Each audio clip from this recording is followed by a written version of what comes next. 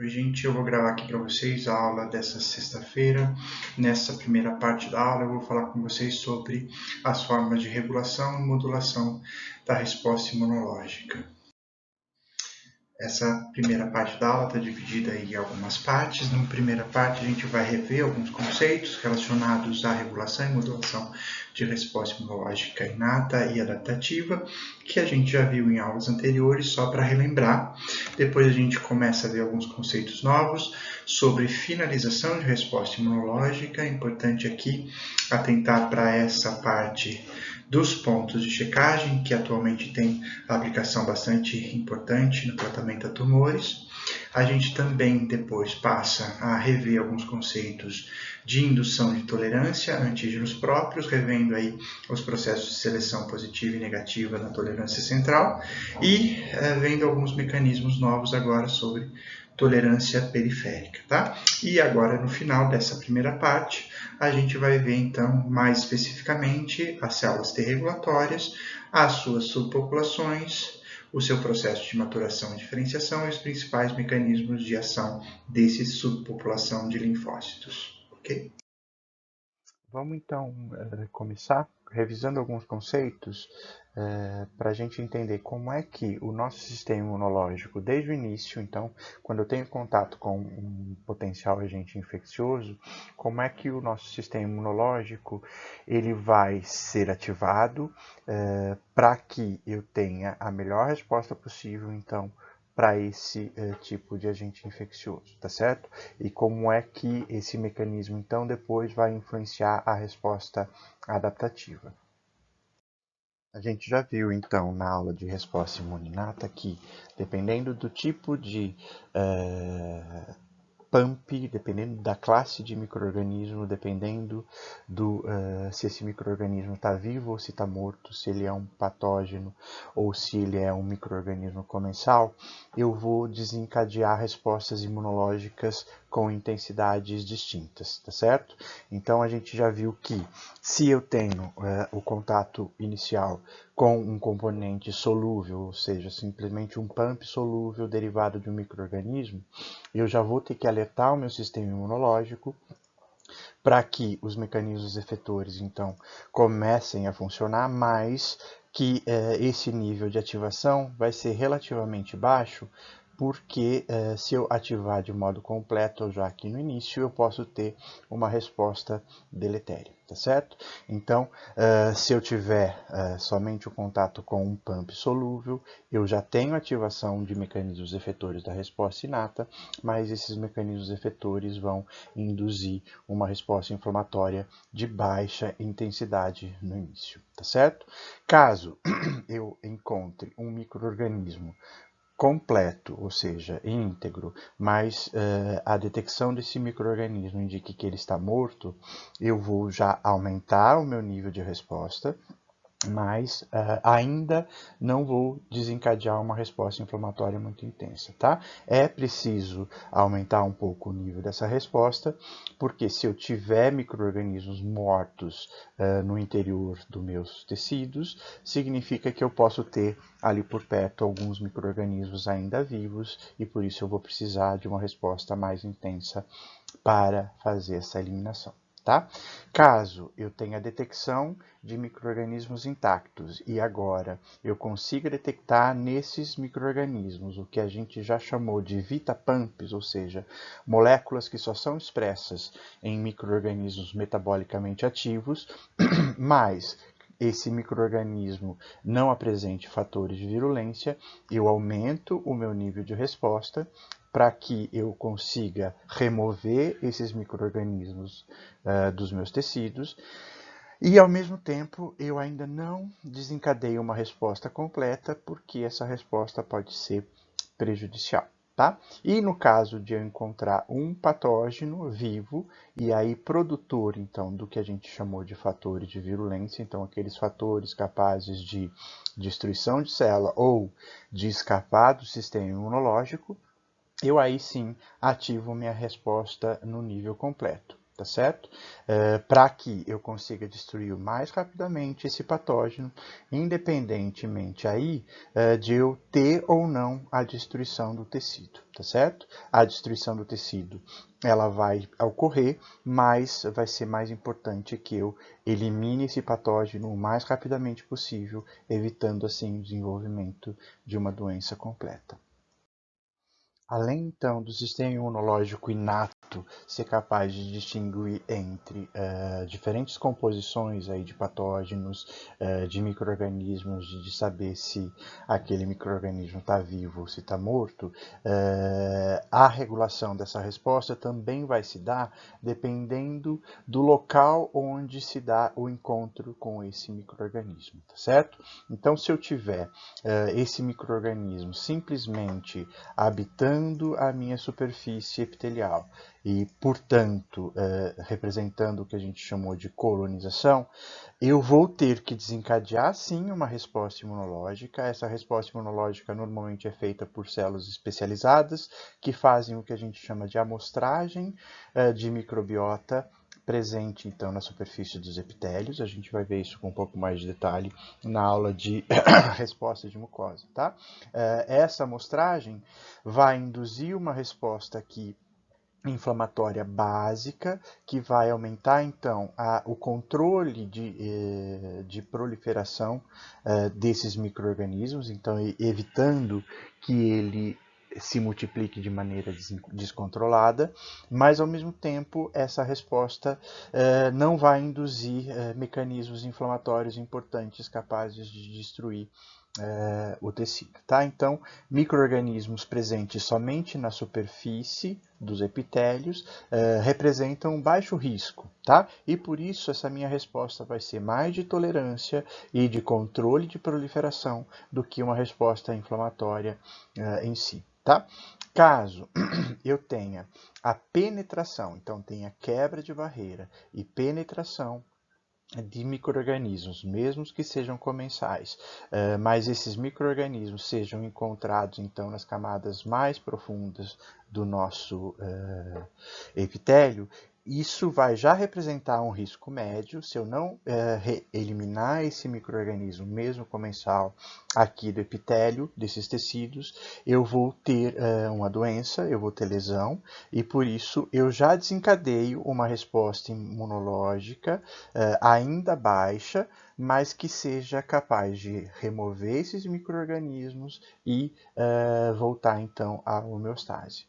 Caso agora eu tenha o encontro de um patógeno ou de um patógeno facultativo, então que foi capaz de invadir propriamente dito os meus tecidos, nesse caso a minha resposta vai ser muito mais intensa para que eu elimine de modo mais rápido possível esse micro-organismo, tá certo? Então eu vou ter aí um risco médio, induzir uma resposta inflamatória já relativamente intensa para que eu consiga então destruir esses patógenos, tá certo?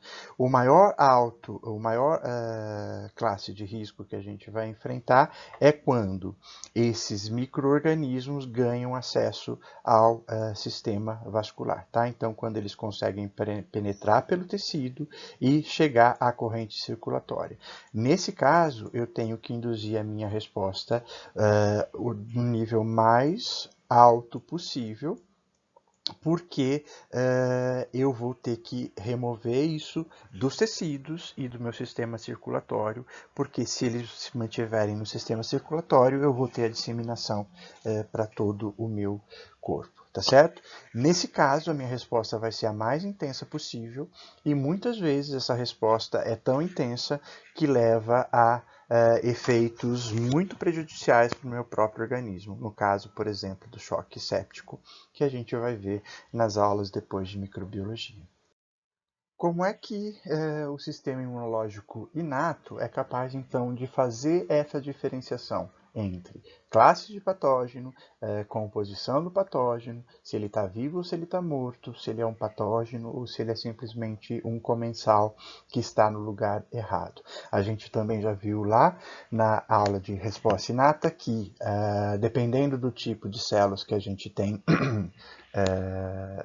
nos tecidos, então células residentes na resposta inata. Essas células vão apresentar um conjunto de receptores que vão estar expressos ou na superfície ou intracitoplasmaticamente, associados ou não a vesículas, e que, dependendo do conjunto desses receptores que é ativado durante o encontro com esses possíveis patógenos, eu vou desencadear uma resposta diferente, tá? Aqui a gente tem os principais receptores que fazem o reconhecimento, então, de PAMPs. Então, a gente viu receptores já de complemento, receptores de FC de anticorpos e receptores que reconhecem diretamente esses PAMPs, tá? Como os receptores do tipo TOL, a dequitina, os Nod-like receptors e assim por diante, tá? Então, dependendo da classe de anticorpos e do conjunto de anticorpos, da classe de receptores e do conjunto de receptores que são ativados com esse encontro inicial com esse possível agente patogênico, eu desencadeio uma resposta distinta. Aqui, só para exemplificar essa forma de reconhecimento diferencial de patógenos por meio de um conjunto diferente de receptores. Então, se eu tenho um patógeno A, e esse patógeno A, por exemplo, é uma levedura, então um patógeno ou um micro-organismo de pequeno tamanho, ele no primeiro momento vai fazer, as células que vão encontrar esse patógeno vão fazer um primeiro reconhecimento utilizando um conjunto de receptores aqui expressos na superfície das células, tá certo? Esses receptores vão ativar já um conjunto de resposta que vai, na maioria dos casos, induzir a fagocitose desse micro-organismo, tá? Assim que eu tenho a fagocitose, eu posso ter intracelularmente, então, esse patógeno sendo reconhecido por um outro conjunto de receptores agora intracelulares, tá? O conjunto, então, de reconhecimento via receptores de superfície e intracelulares vai induzir nessa célula a produção de citocinas, particularmente, ou de mediadores inflamatórios, que vão desencadear lá na frente uma resposta do tipo, vamos chamar aqui de resposta do tipo A, que vai ser capaz de eliminar esse patógeno, tá? Agora, se eu tiver um encontro com um outro tipo de patógeno, esse patógeno aqui é um patógeno B, por exemplo, for um patógeno maior que não seja passível de fagocitose, o que vai acontecer é que eu vou ter o reconhecimento desse patógeno por receptores aqui, então, de superfície, que podem ser diferentes dos receptores que fizeram o reconhecimento do patógeno A, tá? Esse segundo conjunto de receptores vai induzir aqui um outro tipo de resposta, tá? Uma vez que eu não tenho fagocitose, eu não vou ter reconhecimento aqui por receptores intracelulares e, ativando então um conjunto distinto de receptores, eu vou ter a produção de citocinas de outras classes, de outros tipos, e que vão induzir uma resposta do tipo B, tá certo? Em geral, essas respostas distintas vão induzir então a melhor resposta capaz de eliminar esse patógeno e, aqui no outro caso, vão induzir a resposta mais eficiente para eliminar esse outro tipo de patógeno, ok? A gente viu então que o sistema imunológico inato ele já é capaz de, dependendo então de como ele encontra esse possível patógeno e dos receptores que ele usa para reconhecer esse tipo de micro-organismo ou de patógeno, ele já vai ser programado para um determinado tipo de resposta mais efetivo para destruição e eliminação desse patógeno, tá certo? Uma vez que essas células, então, são programadas por reconhecimento utilizando conjuntos de receptores distintos, essas células, e aí particularmente as células dendríticas, vão ser capazes de ativar o sistema imunológico adaptativo, induzindo uma resposta mais eficiente para determinada classe de micro-organismo potencialmente patogênico. A gente viu que, então, as células dendríticas vão ser as responsáveis por fazer essa ativação inicial da resposta adaptativa, certo? A gente viu que as células dendríticas, então, vão reconhecer patógenos através daquele conjunto de receptores distintos expressos na superfície ou intracelularmente. Então, essas células dendríticas vão capturar o patógeno em si ou antígenos derivados desse patógeno, solúveis que estiverem aí no ambiente, vai processar esses antígenos e vai carregar esses antígenos, então, em moléculas de MHC de classe 1 ou de classe 2 e transportar esses antígenos para os órgãos linfóides secundários, tá certo? Lá nos órgãos linfóides secundários, essa célula dendrítica, então, vai entrar em contato com células T naive, ok? E essas células T naive que reconhecerem esses antígenos expressos nas moléculas de MHC vão receber lá o primeiro sinal e o segundo sinal de ativação. Então, via TCR ou via molécula coestimulatória, tá bem? A partir do momento em que eu tenho esse reconhecimento por primeiro e segundo sinal, eu vou ter aqui uma cooperação entre célula T já ativada e célula dendrítica, induzindo aqui essa célula dendrítica a produzir e a secretar citocinas, e essas citocinas vão depender, então, o tipo de citocina que vai ser produzida vai depender de como essa célula dendrítica foi ativada logo no início da minha resposta, tá certo? Esse terceiro sinal, dado pelas citocinas secretadas pela dendrítica ou presentes aqui no meio de diferenciação, vai fazer com que essa população de linfócitos T se diferencie em subpopulação específica, tá? Aqui, mais particularmente para células T CD4.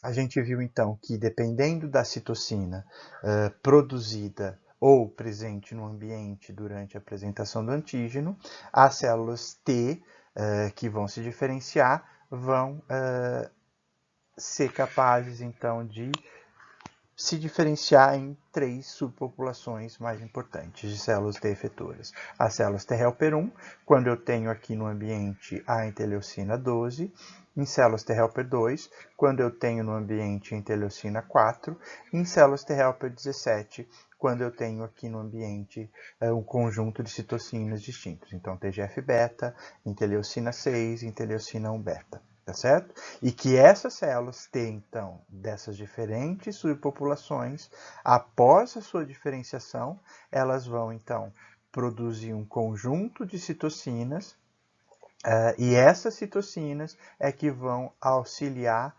todas as outras células do sistema imunológico a desencadear, então, uma resposta mais eficiente para aquele tipo de patógeno que foi reconhecido aqui inicialmente pela célula dendrítica, tá certo?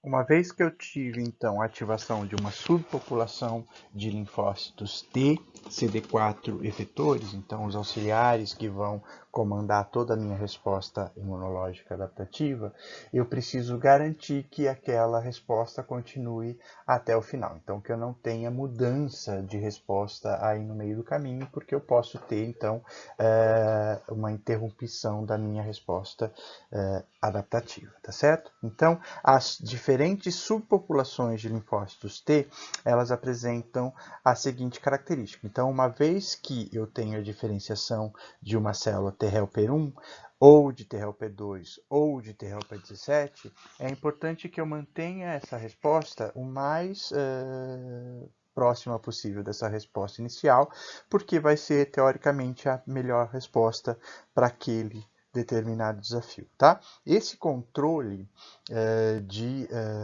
manutenção dessa minha resposta preponderante é feita pela própria célula TCD4. Então, as células T helper, assim que elas começam a produzir, então, as suas citocinas características, essas citocinas vão inibir a diferenciação das outras subpopulações. Então, por exemplo, se eu tenho a diferenciação de um linfócito do tipo T helper 1, o interferon gama, então, produzido por essas células T helper 1, vai ser capaz de inibir a diferenciação de células T helper 2 ou T helper 17.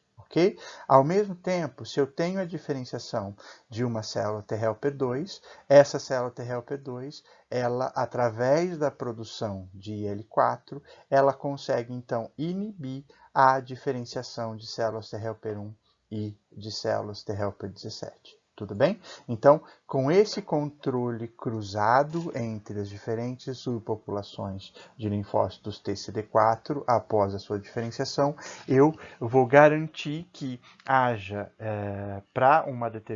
em uma determinada resposta imunológica adaptativa, o predomínio da subpopulação de linfócitos T mais eficiente para a eliminação daquele determinado patógeno. É importante aqui salientar que, pela célula T helper 17 ser uma célula extremamente inflamatória, ela não é capaz, então a IL-17 produzida, ela não é capaz de inibir as outras subpopulações, tá bem? Justamente porque se ela fugir de controle, se ela estiver muito intensa, eu vou ter uma resposta imunológica inflamatória muito perigosa, tá? Então, a T helper 17 não consegue controlar a diferenciação das outras duas populações, justamente para que essas outras duas populações consigam finalizar uma resposta T helper 17 potencialmente patogênica. Tudo bem? Bom, toda essa primeira parte que a gente viu é só uma revisão dos conceitos que a gente já tinha visto até aqui sobre a resposta imunológica inata adaptativa, mas vendo agora de uma forma um pouco mais específica como é que eu tenho essa regulação para induzir a melhor resposta possível para combater um determinado patógeno. Então, por exemplo, se eu tenho uma infecção por vírus, eu vou precisar ativar determinados tipos de células e essas células que foram ativadas para o vírus vão ser diferentes das células que vão ser ativadas, por exemplo, numa infecção por um fungo ou por um euminto, por exemplo, tá certo?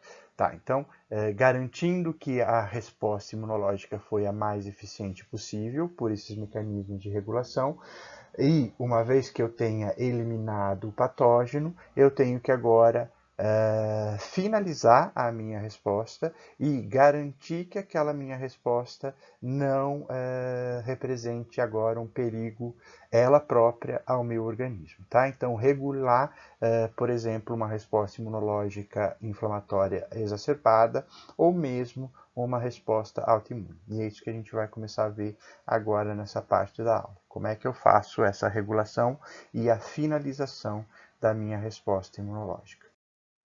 Como é que eu faço, então, a finalização da minha resposta imunológica? Quais são os mecanismos que vão ser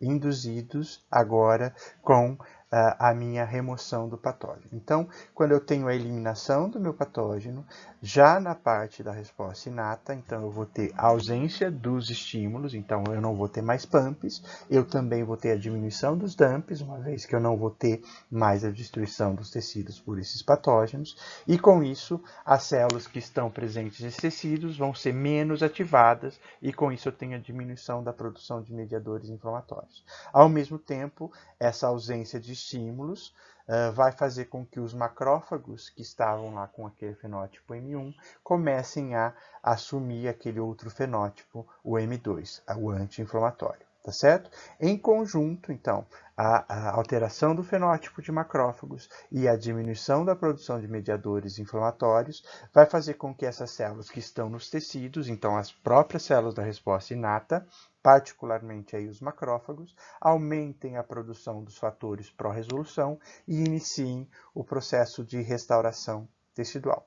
Ao mesmo tempo, então, eu tenho a eliminação do patógeno, eu não vou ter mais antígeno para ser capturado nesse tecido, e com isso eu paro o transporte e a apresentação de antígenos para os órgãos linfóides secundários. Dessa forma, eu vou para a ativação de novos linfócitos T e B naive, e para aqueles linfócitos T que já foram ativados, eu vou ter agora o aumento da expressão, a ausência então desses estímulos, aumenta a expressão de moléculas que a gente chama de moléculas inibitórias. Particularmente aí vai ser importante a expressão de dois tipos de molécula, o CTLA4 e o PD1, que a gente já vai ver daqui a pouco com um pouco mais de detalhe o papel dela, tá?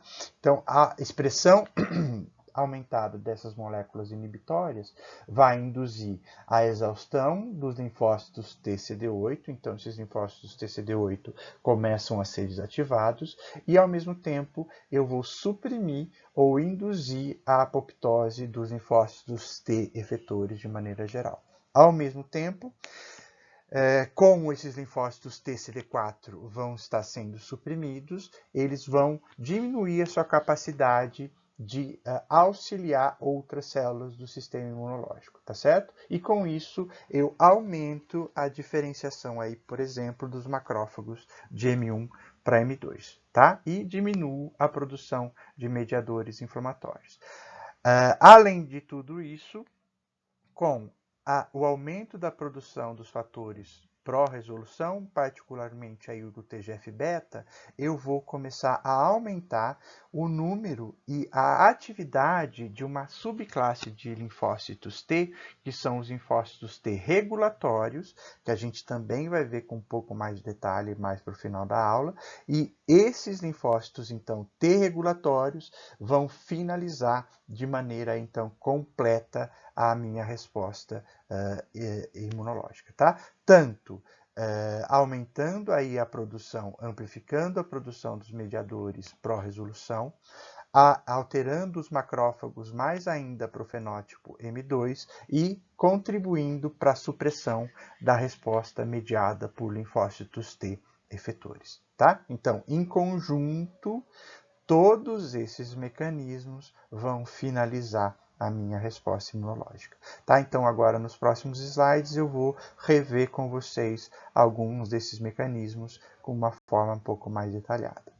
Então, só revendo aqui com vocês, iniciando aqui com a alteração da resposta inata, mais importante, enquanto eu tenho o estímulo dado por PAMPs ou por DAMPs, ou por citocinas inflamatórias produzidas por linfócitos T, como interferon gama, os macrófagos, eles assumem aquele fenótipo do tipo M1, o macrófago clássico, que é aquele produtor de mediadores inflamatórios, quimiocinas inflamatórias, e que vão ter a função aqui mais importante para a destruição do patógeno, tá certo? Uma vez que eu tenha a eliminação do patógeno, então, quando eu cesso o estímulo do patógeno, ou se eu tiver já aqui a colaboração de algumas células T não inflamatórias, o macrófago ele começa a ser ativado de uma forma alternativa, então ele muda o fenótipo para M2, e esse macrófago M2 vai produzir então citocinas supressoras, então IL-10 e TGF-beta, que vão controlar toda a minha resposta inflamatória e, ao mesmo tempo, eu vou aumentar a produção, então, daqueles fatores pró-resolução e fatores de crescimento que vão iniciar o processo de reparo e de cicatrização tecidual.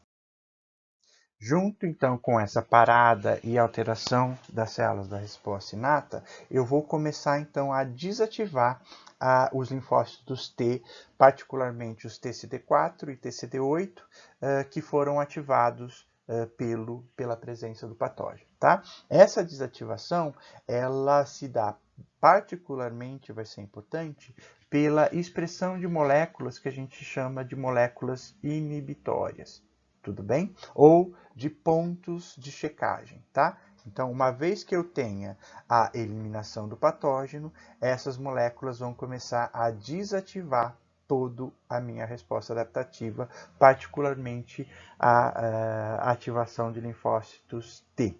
Tudo bem? Como é que essas moléculas funcionam? Então, assim que eu tenho o início da minha resposta imunológica adaptativa com a apresentação do antígeno, lembra, eu tenho primeiro sinal, segundo sinal e a diferenciação em célula T efetora. Essa célula T efetora, assim que ela vai migrar para o órgão linfóide, do órgão linfóide secundário para o tecido, ela começa já a expressar na sua superfície essas moléculas que vão ser responsáveis pela desativação. Então, assim, a célula TCD4, ao mesmo tempo em que ela é ativada, ela já começa a se preparar para que quando eu tenha a eliminação do patógeno, então quando ela não for mais necessária, ela já vai ter os mecanismos para sua desativação. Então, como é que essas moléculas de CTLA4 e PD1, que são expressas por essas células T efetoras, vão funcionar? Então, essas moléculas vão ser responsáveis pela desativação do linfócito T efetor quando ele não é mais necessário.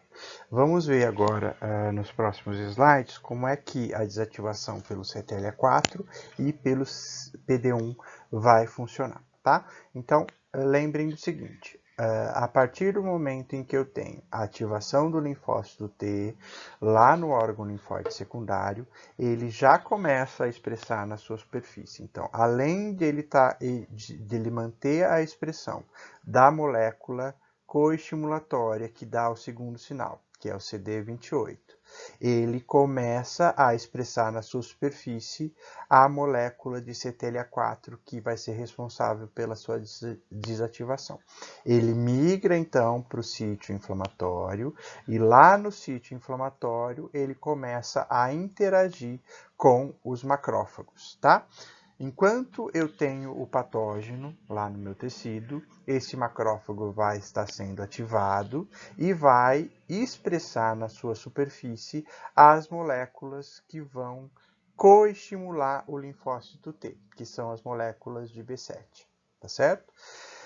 Essa molécula de B7, ela vai ser capaz de interagir, então, tanto com as moléculas de CD28, que dá para o linfócito T o sinal positivo de ativação, quanto vai ser responsável pela interação com a molécula de CTLA4, que dá para o linfócito T um sinal negativo, ou seja, de desativação, tá certo?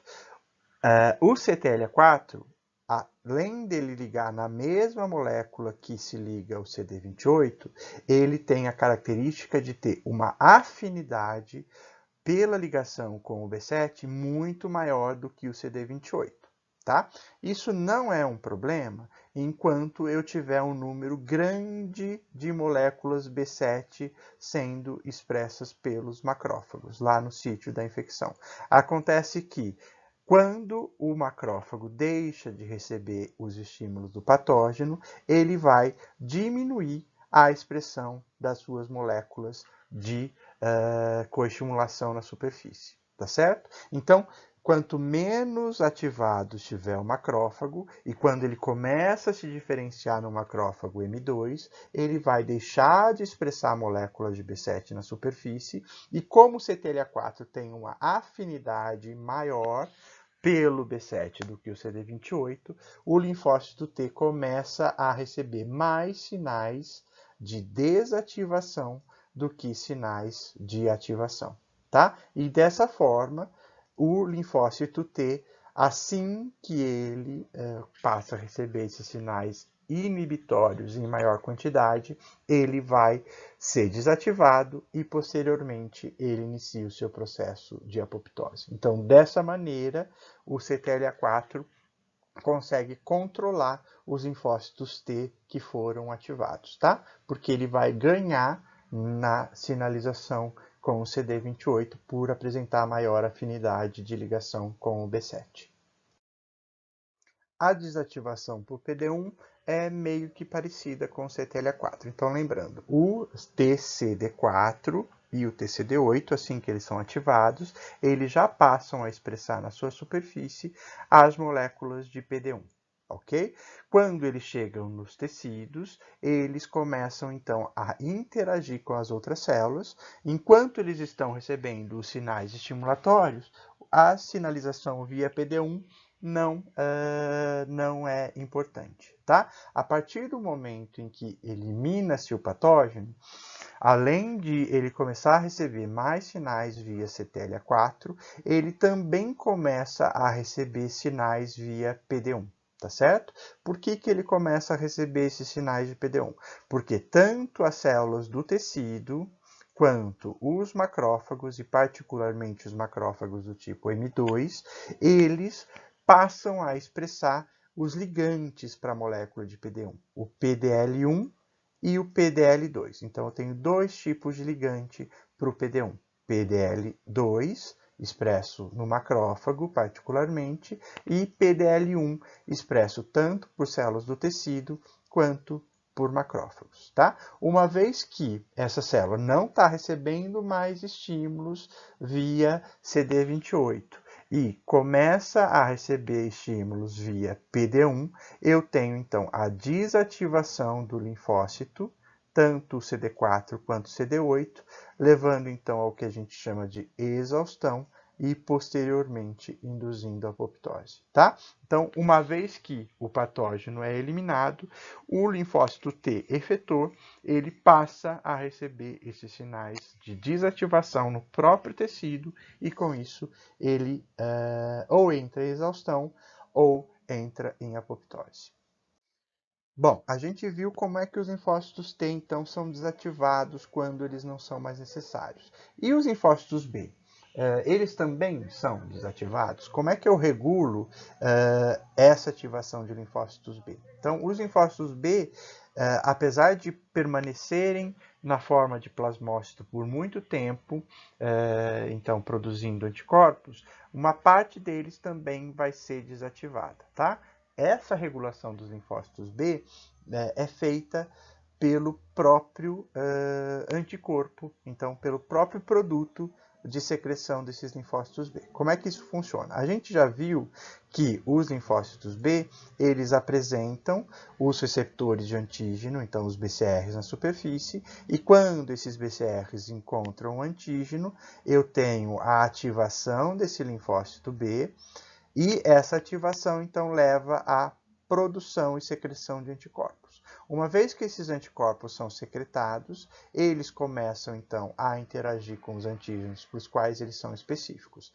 Muitas vezes, a interação entre o antígeno com o anticorpo forma aquele complexo, então, de antígeno e anticorpo, que a gente chama de imunocomplexo, e esses imunocomplexos, eles vão ter um papel importante para desativar os próprios linfócitos B. Como é que isso funciona? Esses imunocomplexos, eles vão ser reconhecidos por receptores específicos presentes na superfície dos linfócitos B, então receptores de FC, um receptor específico, o FC gama R2B, e a ligação do anticorpo, então do imunocomplexo com esse receptor do tipo FC, vai induzir intracelularmente o bloqueio dos sinais de ativação dado via BCR. Tá? Então, o próprio anticorpo, na forma de imunocomplexo, vai diminuir a produção e a ativação de linfócitos B. Essa desativação nunca vai ser completa, então lembrando, eu vou ter sempre não, mas na maioria dos casos, plasmócitos de longa vida que vão ser capazes de produzir esses anticorpos por muito tempo no meu corpo, ok? Mas eu tenho uma certa desativação na produção desses anticorpos também. Bom, a gente viu então que quando eu elimino o meu patógeno, eu tenho os mecanismos capazes então de iniciar o processo de finalização da resposta, tanto inata quanto adaptativa, ok? Mas eu tenho algumas situações onde eu não posso iniciar a minha resposta imunológica, principalmente quando eu estou falando de reconhecimento de antígenos próprios, tá? Então, nessa própria segunda parte aqui da aula, eu quero falar com vocês sobre como é que o meu organismo, como é que o meu sistema imunológico não reconhece antígenos próprios, ou seja, quando é que eu induzo tolerância aos antígenos próprios. Eu tenho duas formas de fazer essa tolerância? Uma, a gente já viu, pelo menos de modo superficial, na parte de desenvolvimento de linfócitos T e B, que é o que a gente chamou de tolerância central. Eu vou rever aqui com vocês. E a outra forma seria os mecanismos de tolerância periférica, que eu vou abordar um pouco mais à frente. Vamos começar vendo aqui o processo, então, de tolerância central, ou seja, aquele que acontece enquanto os linfócitos estão se desenvolvendo. Primeiro aqui para os linfócitos T. Então, a gente já viu que o linfócito T, então o precursor dos linfócitos T, ele se diferencia na medula óssea, migra para o timo, na forma, então, de uma célula precursora, um pró-linfócito T, que entra no timo na sua forma duplo negativo, ou seja, ele não expressa ainda nenhum receptor na sua superfície. Uma vez que ele começa o seu processo de maturação, ele faz lá primeiro o seu receptor de antígeno, o TCR, e passa a expressar ao mesmo tempo as moléculas de correceptores, o CD4 e o CD8. Tá? Então, nessa fase, ele é chamado de duplo positivo. A partir do momento em que ele inicia essa expressão de TCR, ele começa a passar por aquele processo de seleção positiva, onde os TCRs vão ser testados para ver se eles conseguem reconhecer as moléculas de MHC própria, tá? Aquele processo que a gente chamou de seleção positiva. Caso esse linfócito T reconheça o MHC de classe 1, ele deixa de expressar o CD4 e começa a expressar somente o CD8 na sua superfície, tá? Então, ele passa a ser um simples positivo CD8. Caso esse linfócito reconheça a molécula de MHC de classe 2 própria, ele deixa de expressar a molécula de CD8, passa a expressar somente a molécula de CD4 e agora ele vai ser, então, um simples positivo para CD4. Tudo bem? A partir desse momento, ele passa por uma segunda etapa de seleção, que é o que a gente chamou de seleção negativa, no qual os linfócitos vão ser testados agora para ver se esse TCR reconhece antígeno próprio com alta afinidade.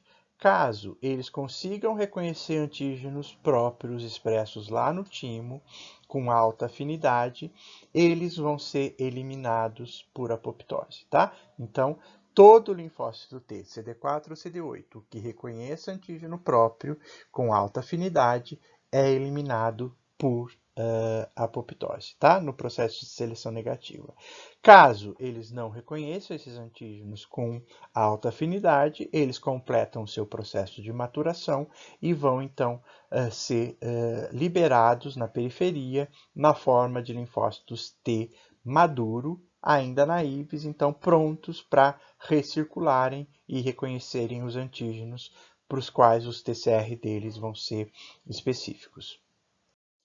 Como é que eu faço para que, lá no timo, eu tenha a expressão de todas as proteínas que eu expresso no meu corpo como um todo, tá certo? Então, a gente tem no nosso corpo, as nossas células produzem milhares de proteínas diferentes, algumas delas vão ser comuns a praticamente todas as células, e outras vão ser muito específicas de um determinado tipo celular. Aqui, um exemplo fácil de vocês compreenderem talvez sejam os hormônios. Então, por exemplo, como é que eu faço para que eu elimine lá no timo um linfócito T que reconheça, por exemplo, uma molécula de insulina que é produzida basicamente pelas células beta da ilhota pancreática, tá? Então, eu tenho que garantir que lá no timo eu tenha a expressão de todos, ou então da maior parte das proteínas que esses linfócitos possam encontrar na periferia. Tá? Como é que eu faço isso? Se eu tenho proteínas que são muito específicas de órgãos ou de células que estão longe do timo. Como é que eu faço para encontrar esses antígenos próprios, então, lá no timo durante o processo de maturação? Isso é feito porque as células, isso é possível, então, porque as células do epitélio tímico que fazem, então, aquela apresentação de antígenos durante o processo de seleção positiva e negativa, elas são capazes de expressar um fator de transcrição que é chamado de AIRE, ou seja, é uma proteína reguladora de autoimunidade. Esse fator de transcrição, ele é capaz de, na célula epitelial da medula tímica, ativar promotores de genes que vão induzir a produção de antígenos que a gente chama de tecido específicos. O que significa isso, gente? Então, o AIRE, ele é capaz de se ligar, por exemplo, lá na célula epitelial tímica, ao promotor gênico da molécula de insulina, e aí essa célula tímica, ela começa a produzir uma pequena quantidade dessas proteínas, desses antígenos tecido específicos, tá? Como ela está produzindo ela própria esses antígenos, ou seja, essas proteínas estão no citoplasma, eles vão ser naturalmente carregados nas moléculas de MHC de classe 1 e que vão ser expressas por essas células tímicas. Tudo bem? Para que eu tenha o carregamento também nas moléculas de MHC de classe 2, essa célula tímica, pelo processo de autofagocitose, então ela forma um fagossomo, englobando essas proteínas que estão no citoplasma e processam esses antígenos e carregam nas moléculas de MHC de classe 2. Como resultado, eu vou ter uma célula tímica capaz de expressar, então, na sua superfície, pequenas quantidades dessas proteínas que são expressas por tecidos fora do timo, tá certo? E dessa maneira eu garanto que eu tenha um mínimo de apresentação desses antígenos tecidos específicos e elimine linfócitos TCD8 autorreativos e linfócitos TCD4 autorreativos. Para os linfócitos B, eu também tenho um processo de seleção negativa, ele não é tão estringente quanto os linfócitos T, tá? Para eliminação de linfócitos T autorreativos. Mas eu também tenho seleção negativa para linfócitos B. Ele vai acontecer esse processo, então, na medula óssea durante a maturação desses linfócitos B. Então, os linfócitos B, assim que eles começam a produzir os seus receptores, eles vão ser testados para ver se eles são capazes de reconhecer o antígeno próprio com alta afinidade, tá? Então, caso eles reconheçam esse antígeno próprio com alta afinidade, ou ele já é induzido à apoptose, então ele é selecionado negativamente, ou ele ainda pode ter uma chance de mudar o seu receptor de antígeno, lembra aquele processo de edição do receptor, onde ele muda a cadeia leve que compõe esse receptor, e ele é testado novamente. Caso ele continue reconhecendo antígenos próprios com alta afinidade, ele morre por apoptose, senão ele completa o seu processo de maturação e é exportado para a periferia para recircular e encontrar o antígeno para o qual ele tem um receptor específico. Acontece que esses processos de seleção negativa, eles não vão ser 100% eficientes. Então, eu sempre tenho alguns linfócitos que são, então, autorreativos, que completam o seu processo de maturação e que vão migrar para a periferia. Esses linfócitos autorreativos, eles vão representar um problema para o meu sistema, uma vez que quando eles encontrarem um antígeno próprio, eles podem ser ativados e então desencadear uma resposta autoimune. Por esse motivo, na periferia, eu também tenho mecanismos de tolerância e esses mecanismos são chamados em conjunto de mecanismos de tolerância periférica, que eu vou abordar aqui com vocês nos próximos slides. A gente tem 4 mecanismos de tolerância periférica mais importantes, tá? Então, só relembrando, então, se eu tiver um linfócito T na periferia, autorreativo, que encontre um antígeno próprio, ele vai receber primeiro sinal, segundo sinal vai ser ativado e aí eu vou ter uma possível resposta autoimune, tá? Para garantir que isso não ocorra, esses mecanismos de tolerância periférica, então, vão entrar em jogo, tá? Quais são esses mecanismos, então, para garantir que eu não tenha ativação de linfócitos autorreativos na periferia? O primeiro deles, eu acho que é o mais simples de vocês entenderem, é o que a gente chama de mecanismo de ignorância imunológica, tá? O que seria esse mecanismo de ignorância imunológica?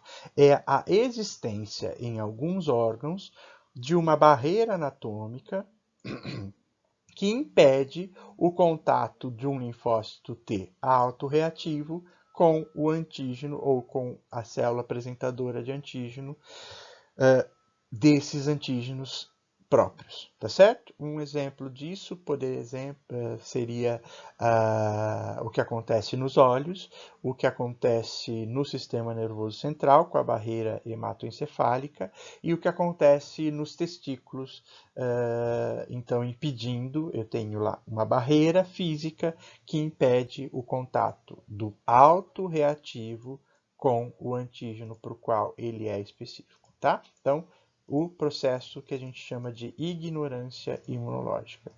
Um segundo processo, a gente já viu lá durante a aula que eu dei para vocês de ativação de linfócito T, que seria um processo onde, quando um linfócito T é superestimulado, então lembra, quando eu tenho um contato muito grande, uma estimulação muito forte entre linfócitos T e célula dendrítica, esse linfócito T vai ser eliminado por apoptose.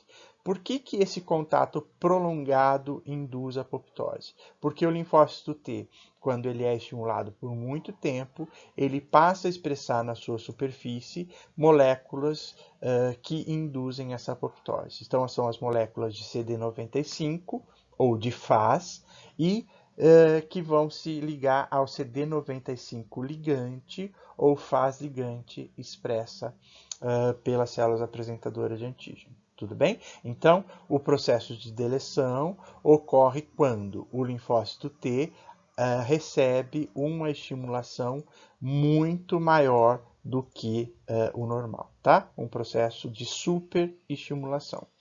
O terceiro processo de tolerância periférica é o que a gente chama de anergia, tá? Então, nesse processo de anergia, o linfócito T ele vai encontrar com uma célula dendrítica apresentando o antígeno próprio, mas essa célula dendrítica não dá para esse linfócito T o segundo sinal, ele só dá o primeiro sinal via TCR.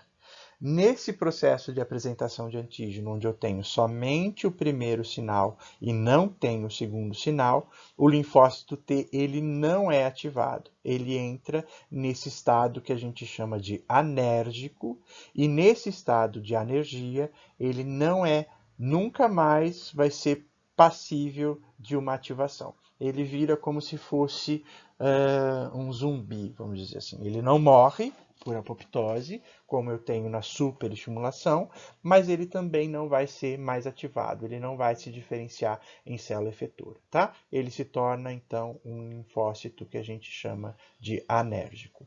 E o último processo de tolerância periférica que a gente tem, é um dos mais importantes, é que lá na periferia a gente vai ter uma subpopulação de linfócitos T que são especializados na regulação da minha resposta imunológica, que são os linfócitos que a gente chama de T regulatórios ou de T-reg. Tá? Esses linfócitos T regulatórios, eles vão interagir com os linfócitos T possivelmente autorreativos e inibem a sua ativação ou suprimem os linfócitos que estão ativados. Esse quarto mecanismo é chamado, então, de supressão. Tudo bem? Resumindo, eu tenho 4 mecanismos de tolerância periférica. A ignorância imunológica, que é a barreira anatômica que impede contato. Eu tenho a deleção, que seria a superestimulação do linfócito T autoreativo. Eu tenho a anergia, que seria a apresentação do antígeno só com o primeiro sinal, sem a coestimulação, e eu tenho o processo de supressão feito pelas células T regulatórias. Como é que acontece, então, especificamente, um pouco mais de detalhe, esse processo de anergia? Então, só para lembrar, a célula dendrítica, para que ela apresente o antígeno, ela passa por aquele processo de maturação, tá? Então, quando ela está lá no tecido, na forma de célula imatura, célula dendrítica imatura, ela captura os antígenos e processa os antígenos que estão ali no ambiente, tá? Nessa forma, ela expressa poucas moléculas de MHC na superfície e praticamente não expressa moléculas coestimulatórias. Tudo bem? Ela só passa pelo processo de maturação, então ela vai aumentar a sua capacidade de apresentação somente quando ela é ativada pelo patógeno ou por um PAMP presente lá no meio, tá? Então ela precisa reconhecer o patógeno por aqueles receptores de reconhecimento padrão, para que ela complete o seu processo de maturação, então ela diferencia numa célula dendrítica madura, e é só a partir daí que ela expressa as moléculas coestimulatórias na sua superfície, tá certo? Molécula, então, célula dendrítica imatura, ou que não foi ativada pelo patógeno, não expressa moléculas de coestimulação na sua superfície, tudo bem? Então, o que vai acontecer para o processo de anergia? Então, quando eu tenho um processo de apresentação normal, a célula dendrítica ela foi ativada por aquele receptor de reconhecimento padrão, ela se diferenciou numa célula dendrítica madura e ela expressa tanto o antígeno que ela processou, quanto a molécula coestimulatória que vai dar o segundo sinal. E aí, a célula dendrítica vai fazer com que o linfócito T se diferencie num linfócito T efetor, tá? Então, ele é capaz de ativar completamente esse linfócito T efetor. Caso essa célula dendrítica capturou, por exemplo, um antígeno próprio, processou o antígeno próprio, mas esse antígeno próprio, como ele não estimula aqueles PRRs, essa célula dendrítica imatura não expressa na superfície as moléculas coestimulatórias, apesar de ter a expressão do antígeno próprio, tá? Então, nesse caso, quando ela encontra um linfócito T, ela vai dar só o primeiro sinal, mas não vai ser capaz de dar o segundo sinal. Nesse caso, eu tenho a indução de anergia nesse linfócito T, ok? Para finalizar essa parte, então, de regulação e de tolerância periférica, eu quero, nessa última parte, falar sobre as células T regulatórias, tá? As células T regulatórias são as mais importantes aqui nos mecanismos de tolerância periférica, então, por isso que eu dividi elas, estão tratadas aqui numa parte separada, tudo bem?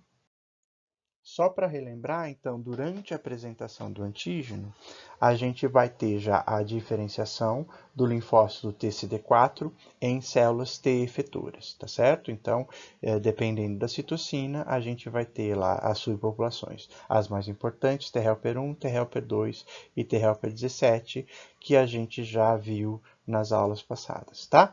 Lembrando que, eu já tinha mencionado para vocês, é que durante a apresentação do antígeno, eu também já posso induzir algumas células TCD4 a se diferenciarem nas populações que a gente chama de células T regulatórias, tá? E aí eu tenho dois tipos de células T regulatórias que a gente pode encontrar na superfície. Um tipo de célula T regulatória que a gente chama de célula T regulatória induzida, ou ITreg, mas atualmente elas também estão sendo chamadas de células T periféricas, T regulatórias periféricas, ou PTreg, ok?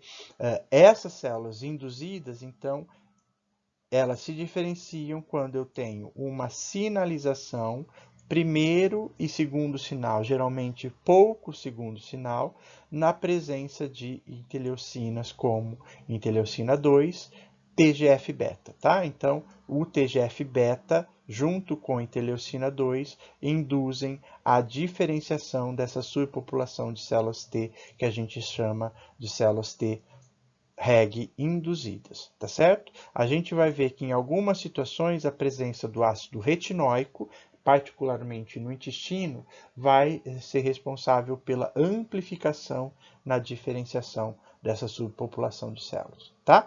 Eu tenho uma outra população de célula T regulatória que é importante, que são chamadas de células T regulatórias naturais ou NT-regs, ok? Essas células T regulatórias naturais, elas já são produzidas no timo. Então, enquanto o linfócito T está se diferenciando lá no timo, está passando pelo processo de maturação no timo, uma parte desses linfócitos T CD4 positivos se diferencia em células T que a gente chama de naturais, ou NT-reg, tá certo? A característica das duas células, IT-reg ou NT-reg, é que elas expressam um fator de transcrição característico, que é o FOXP3, então isso é comum às duas populações de células regulatórias, e esse fator de transcrição é que vai promover então os mecanismos efetores que essas células apresentam, tá? Particularmente é importante que tanto as células T regulatórias induzidas quanto as células T regulatórias naturais, elas produzem citocinas supressoras, tá? O TGF-beta, fator de crescimento, de transformação de crescimento beta, e interleucina 10, em algumas situações também elas podem suprimir por contato. Então, através desses mecanismos é que elas são capazes de induzir a supressão da minha resposta imunológica. Independentemente do tipo, se ela é induzida ou se ela é natural, as células T regulatórias, elas são caracterizadas pela expressão de algumas moléculas, tanto intracelularmente quanto extracelularmente, tá? Então, elas são sempre células do tipo CD4 positivas, então elas expressam o CD4 na sua superfície e elas expressam uma grande quantidade do receptor para IL-2. E aqui, lembrando, o receptor da IL-2 ele é formado pelas três subunidades e a cadeia alfa, que é também chamada de CD25, só é expresso nas células T normais após ativação. No caso das células T regulatórias, elas já expressam constitutivamente, então, essa molécula de CD25. Então, elas já expressam um receptor completo para IL-2 na sua superfície, tá? Uma outra característica dessas células T regulatórias é que, além do CD4 e do CD25, elas expressam lá na sua membrana uma série de moléculas que vão ser responsáveis agora por suas funções supressoras, tá? Então, elas expressam já constitutivamente uma grande quantidade de moléculas de CTLA4, que a gente já estudou, que finalizam a resposta, moléculas de CD95, ligante que induzem apoptose, moléculas de CD95 que induzem apoptose e moléculas que são capazes, então, de interagir com as outras células e induzir a sua supressão. Tá certo?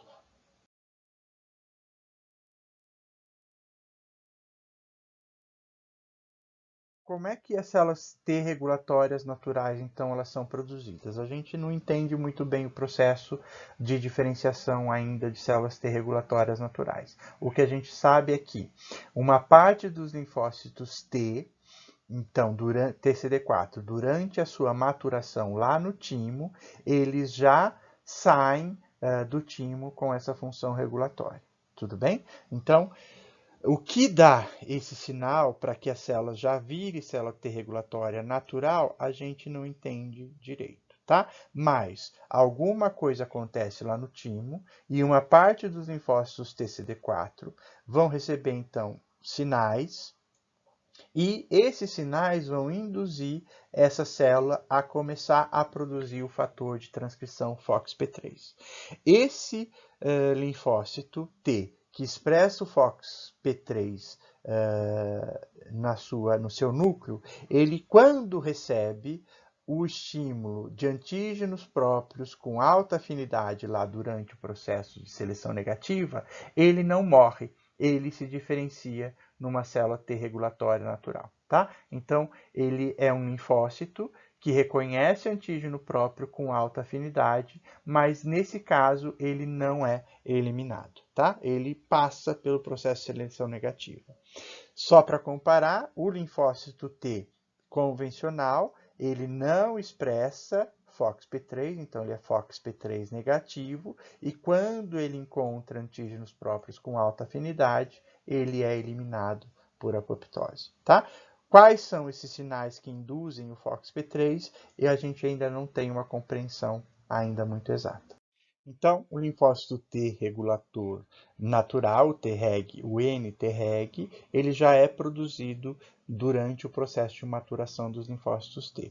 E eu tenho aquela população de células T regulatórias induzidas que se diferencia durante a apresentação do antígeno, tá? Como é que se dá essa diferenciação? Então, eu tenho a apresentação do antígeno.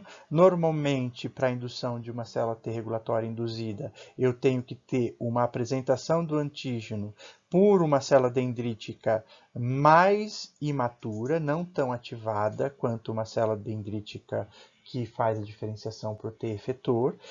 Essa dendrítica imatura, então, vai dar poucos sinais coestimulatórios durante a apresentação do antígeno, pouco segundo sinal, e vai produzir o TGF-beta durante essa apresentação, tá? Se eu tiver aqui o ácido retinóico, eu amplifico essa capacidade, mas ele não é necessário em todas as vezes. É necessário, então, a presença do TGF-beta aqui sozinho, tá certo?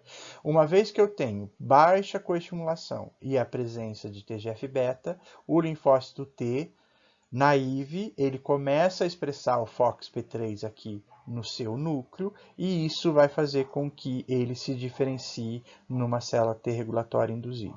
Essa célula T regulatória induzida, uma vez que ela é diferenciada, ela própria passa a produzir citocinas supressoras, entre elas o TGF-beta, e esse TGF-beta ele vai ter um papel aqui importante para amplificar a diferenciação de novas células T regulatórias, tá? Aqui, então, induzidas.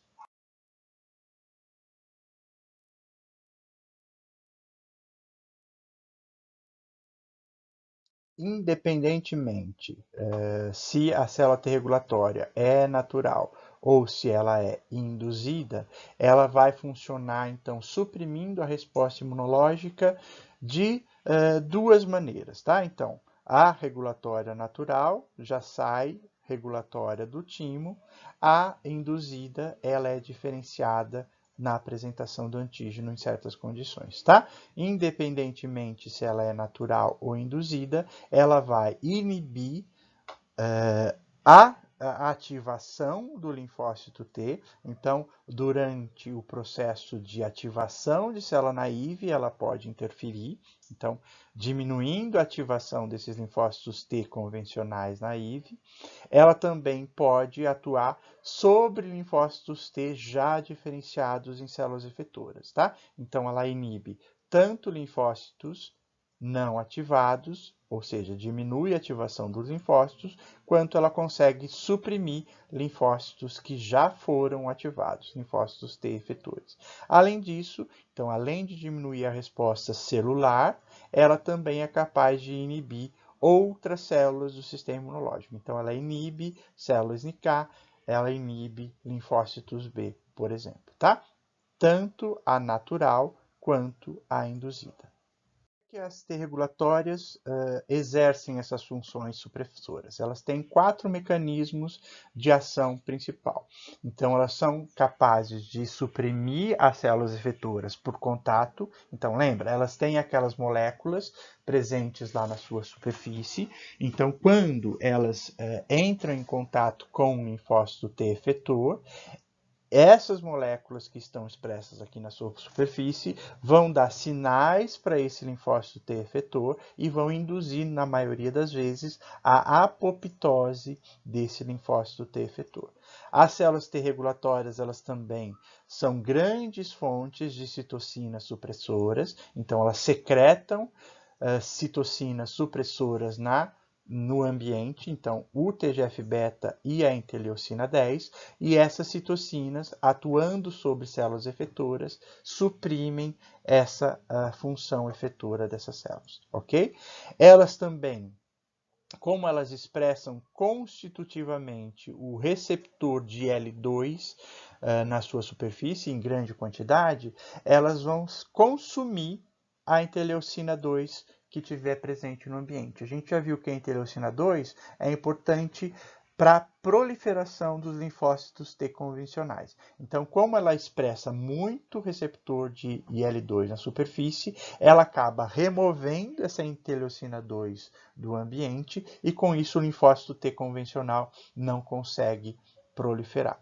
E, além disso, a T regulatória, através, então, da interação com as células dendríticas, particularmente, faz com que essas células dendríticas produzam uma enzima, a enzima que a gente chama de AIDO, que metaboliza alguns aminoácidos presentes no ambiente, e esses metabólitos, então, derivados desses aminoácidos, vão ser tóxicos para os linfócitos T convencionais. Tá bem? Então, através da indução de metabólitos supressores, ela acaba interferindo com a sobrevivência das células T efetoras. Então, resumindo, regulatória, natural ou induzida, inibe ou suprime as outras células por contato, pela produção de citocinas supressoras, pelo consumo de interleucina 2, então de um fator de crescimento importante para a proliferação de outras células,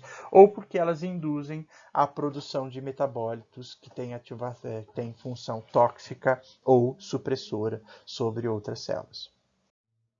Dessa maneira, as células T regulatórias, elas vão ser capazes de inibir todas as outras subpopulações de linfócitos T efetor. Tá? Então, elas são capazes de suprimir T helper 1, T helper 2 ou T helper 17. Tá? Independentemente aí da subpopulação, elas vão ser importantes para supressão das funções efetoras.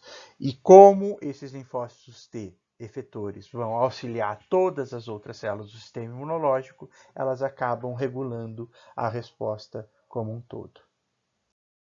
Bom, dessa forma, as células T regulatórias elas são extremamente importantes para controlar uma resposta imunológica não desejada, então contra antígenos próprios, ou quando eu quero reduzir a minha resposta imunológica para finalização, tá certo? Mas elas têm um lado ruim. Então, em algumas situações, quando elas funcionam em excesso, elas podem contribuir para uma condição patológica. Isso vai ser bastante importante, a gente vai ver posteriormente no segundo semestre, mas já vou adiantar aqui para vocês, na resposta imunológica a tumores. Então, os tumores, eles apresentam alguns mecanismos que fazem com que eu tenha um aumento do número de células T regulatórias induzidas na periferia, tá? Então, aumentando o número de células T regulatórias na periferia, eu suprimo a minha resposta